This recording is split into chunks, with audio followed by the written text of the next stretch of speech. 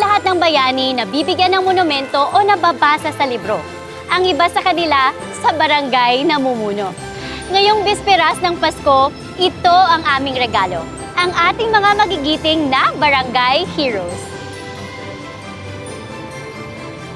Pag naging kapitan ka na, kailangan kapitan ka ng lahat ng barangay mo. Kahit hindi ka sinuportahan, kahit kalaban mo yan, meron kang obligasyon sa pagserbisyoan yan. So, yun ang ginawa ko. Dating valet sa isang hotel. Ngayon, isa ng barangay captain at Liga President ng NCR. Alamin ang kanyang nakaka-inspire na kwento. Sa tingin ko po, hindi naman po hadlang ang pagiging isang bata sapagkat you can be an effective leader no matter kung ano yung edad mo, saan ka nanggaling, as long as dedicated and passionate ka sa mga bagay na gusto mong gawin para sa mga kabarangay. Walang pinipiling edad ang paglilingkod sa kapwa. Yan ang say ng isa sa mga pinakabatang punong barangay ng bansa. Ang papel kang punong barangay, hindi on nga ikaw boss, kundi surubuon ikaw kang tao, surubuon ikaw kang pamuluyo. Ang dating naglalako ng serbetes, aba, 16 years nang nasa public service. Kilalanin ang barangay captain na sa pagsisilbi sa bayan, walang mintis. Ako po si Cap Jessica D ng Buhay Barangay TV, kung saan natututo tayo ng sabay-sabay sa katangi-tanging mga barangay.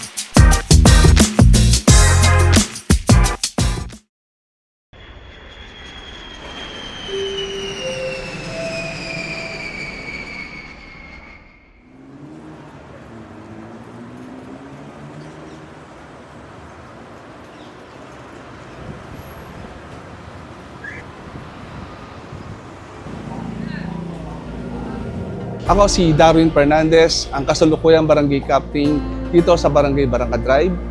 At the same time, ako rin ang Liga President ng Mandaluyong at ako rin ang tinalaga bilang isang presidente ng buong National Capital Region. Ang father ko kasi barangay captain for more than 18 years. Sabi ko, tay, pasok kaya ako sa politika. Sabi sa akin ng tatay ko, alam mo anak, hindi madaling pumasok sa politika. May mga bagay ka na hindi mo na-expect kung ano ang politika. So, nagtrabaho ko sa isang hotel na kung saan naging valet parker ako. Alam mo, pag nandun ka sa hotel, especially doon sa canopy, sa entrance ng hotel, hindi mo titignan kung anong suot ng tao. Naka-Amerikana siya, naka-short siya, basta dumaan siya sa hotel, kailangan kung paano mo nire-respeto yung naka-Amerikana, same mo siyang re-respetuhin kung naka-short siya. Hindi mo titignan yung status ng tao. Ang titignan mo kung ano may tutulong mo. Malaking bagay din sa akin yung natutunan ko sa simbahan. At the age of 24, lay minister na ako. Pinakabatang lay minister ako sa panahon na yon. Nung binigyan ako ng pagkakataon, ang unang-unang ginawa ko, yung sinasabi ko sa yung leadership with connectivity, with connect. Pag naging kapitan ka na, kailangan kapitan ka ng lahat ng barangay mo. Kahit hindi ka sinuportahan, kahit kalaban mo yan, meron kang obligasyon pagserbisyoan yan. Meron siyang vision every year. Even nung bago upo lang po siya, meron na po siyang inihahanda na barangay development plan na kung saan nakaplano na po kung ano yung gagawin mga proyekto, programa, activity sa barangay sa loob ng isang taon. Kasi napaka hands-on po siya pagdating po sa mga program, projects and activities. Safety po kami, lalo na sa gabi. Talagang tahimik naman po, wala namang gugulo. Kasi may ano nga sila, takot ngayon sa ating kapitan. Dahil lahat po pinoprotektahan niya. Kung meron kayong plano at gusto nyo pumasok sa politika, make sure dapat talagang nasa puso. Hindi pwedeng wala sa puso kasi importante gusto mo yung ginagawa mo. Kaya sinasabi nila ang serbisyong galing sa puso. May puso for the purpose, gusto mo ang ginagawa mo. Pero ang totoong malasakit kasi, yung maparamdam mo sa mga residente mo na natutulungan mo sila sa pamamaraan na kailangan kanila. kailangan ang position mo, ang personalidad mo, ang pagkatao mo, laging available lagi sa mga residente mo. Yun yung sinasabi may puso.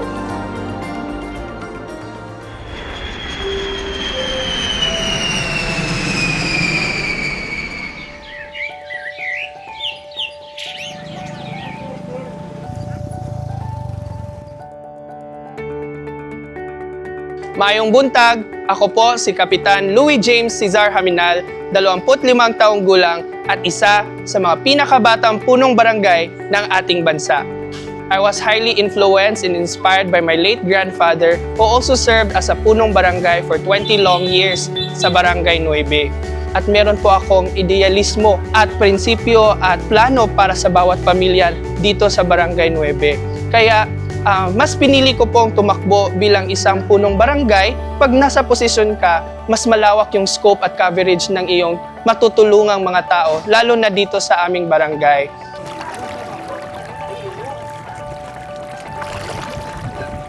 So sa likuran po natin, kasalukuyang ginaganap yung cleanup drive. Weekly natin ginagawa ito along the Gahub River. So ito ay mula sa proyekto at inisyatiba ng ating barangay na tinatawag nating Plastics for Rice Exchange Program. Inipon natin at kinolekta natin lahat ng mga plastic bottles at ginawa nating trash nets para magsilbing barriers. So nung hindi pa natin sinimula yung inisyatiba, ay diretsyong pumupunta lahat ng mga basura, even yung mga patay na mga animals, papunta sa bukana ng ating Hingoog Bay. So kung wala po yung mga trash nets, ito ay nag-i-indicate na marami sa ating mga fisher folks doon sa Hingoog Bay, ang kanilang kabuhayan ay maaapektuhan rin.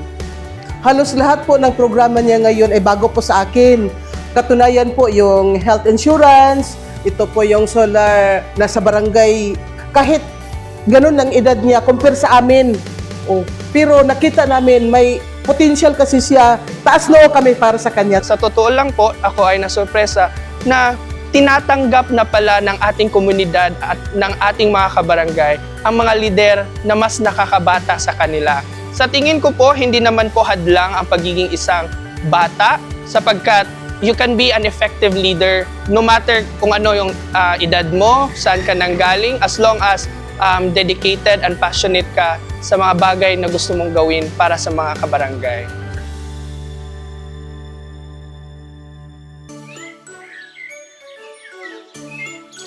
Dito sa Barangay 9 sa Hingoog City, inilunsad ang Adopt an Indigent Project para sa mga senior, solo parents at pamilyang nangangailangan ng tulong medikal. Nag-reach out ako personally sa aking mga kaibigan at kakilala from social civic organizations na maging sponsor for Adopt an Indigent or Senior Citizen for the health insurance program. So technically, yung sponsor is siya yung magbabayad ng insurance policy for that particular and eligible senior citizen and indigent person for an annual insurance coverage. And then every year, ay may naging MOA kami with the sponsors that they will be willing to renew. Sa ilalim nito, libre ang pre-consultation, check-up, outpatient at inpatient care, pati dental at special consultations. Nalipay ko nga na insurance kay katong sa una wala man ko kakuan og insurance. Naglisod ko kay lisod kay ang pangitaon ang kwarta magpalaboratory, dili ko ka palaboratory hasta pagpa-extra tungod sa kwarta. Labi na senior citizen po, ang nagamit ko po, natipid ko sa ospital, pagpangumpra sa tindahan, magbayad ng tubig, kuryente. Marami pang pinaplano ang barangay para mapalawak ang programa at marami pa itong matulungan. Pati mga barangay functionaries, target ni CAP na makover ng health insurance. Ngayon is nakapag-open na ng savings account for an insurance. So next year, plano namin na lahat ng nakapag-open ng account is makapasok sa insurance, more sponsors and donors for the said insurance program sa aming barangay. Magpasalamat ko nga giapil ko ni kapitan sa kuan sa health insurance o magpasalamat sad ko nga kuan ang programa sa hantod ba sa hantod.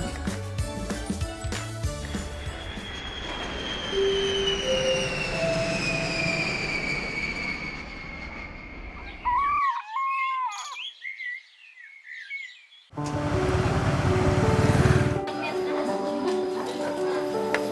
gali si Sumbian Onopre, bunong barangay kang Bililio, 16 anyos rin nga nagserbisyo sa pagkakapitan kadya Liga President kang Patnungon.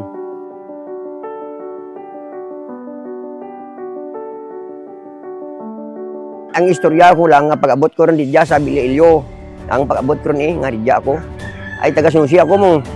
Taga Sanusi ako, ay sa Sanusi kami nagapangabuhi, amurang obra ko, ang obra kang ice cream, pagalibot.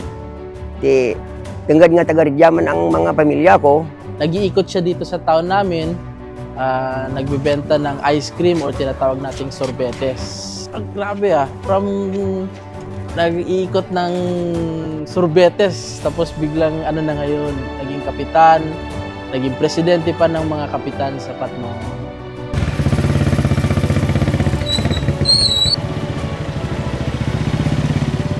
Sa amin barangay ko, ako ang una nag-umpisa ng balabal. Doon sa iba naman, mayroon naman na una. So dito, ako ang guro na una na nagbiyahe ng balabal dito.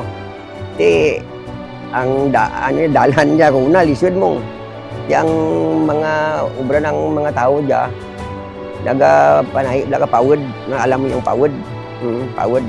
Yan, wala pang mga kuna, pigado pa, wala di mga X, wala di mga tupad. Ti amurang ginaobran dati ang amurang ginakarga ko papunta ng palengke.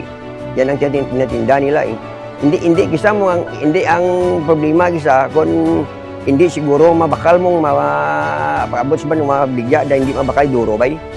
Ti kisa pag hindi mabakal makunhi mo nga kabura mabakal akin nga hindi pa ko to kapitan. Ura akin mabakal ang pawod. Pwede mabakaram korta, bakal maiyo mga sabon iti hindi mo bakal pawod mo. Ti ibigay ka lang. Hindi pa ka na pamasayan. Ituro ka lang ti ganyan sige.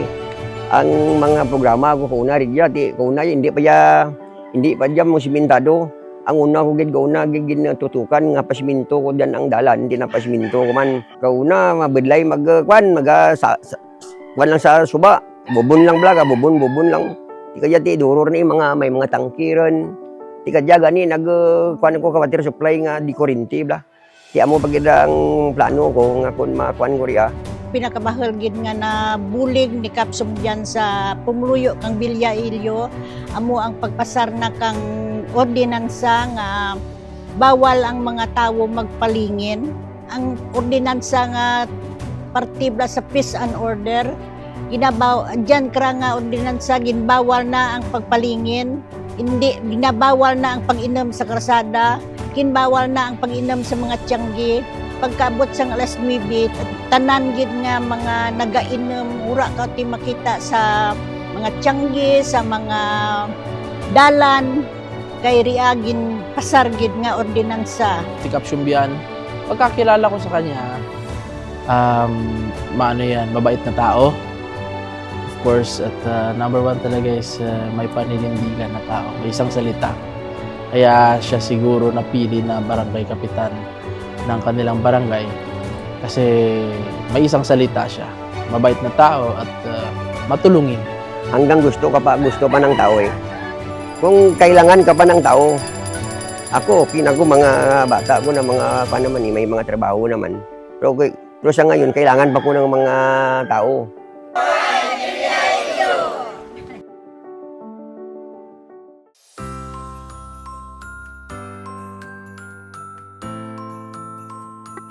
Mula pa noong panahon ng Kastila hanggang ngayon, matatag na nakatindig ang Casa Tribunal ng Patnongon. Ang Casa Tribunal saksi kang duro-duro nga mga inagyan kang aman nga banwa kag since ang Patnongon ang isara sa mga importante or mga una nga mga banwa nga natukod dya sa bilog nga probinsya, amo dya ang naga-embody kang naagyan kang atan nga probinsya. Itinayo ito noong late 1800s na nagsilbing civic at judicial center ng bayan. Ngunit nasira ito noong World War II at ginawang garrison ng mga sundalong Hapon. Sa tulong ng gobyerno, sinimulan ang restoration nito noong 2023 at nitong July 2025, opisyal na itong binuksan sa publiko bilang cultural tourist spot. Sabi nga nila, hindi ka makakarating sa iyong patutunguhan kung hindi ka kamaan magbalikid sa imo nga ginhalinan. So kung hindi natin paghalungan ng mga instruktura parihas kang sa Tribunal de Patnongon, hindi natin mapangalagaan ang ating nga identity as Antiqueño sa Patnonganans na importante in the future kay daraan natin ang ating nga identity kundi man kita or ano man ang malabot kang bilog na probinsya. Ngayong Pasko, ang aming wish para sa inyo, mas maraming programang magpapagaan ng buhay nyo. Mga inisyatibang magbibigay kaunlaran at magandang kinabukasan. Kung meron kayong kwentong barangay, i-share nyo na sa amin yan. Mag-comment, mag-message, at sundan ang Liga ng mga Barangay sa Pilipinas, Facebook at Instagram page. Ako po muli si Cap Jessica D na nagpapaalala sa inyong magserbisyo ng tapat, magserbisyo ng may malasakit at magserbisyo ng may pagmamahal. Maligayang Pasko po mula sa Buhay Barangay TV.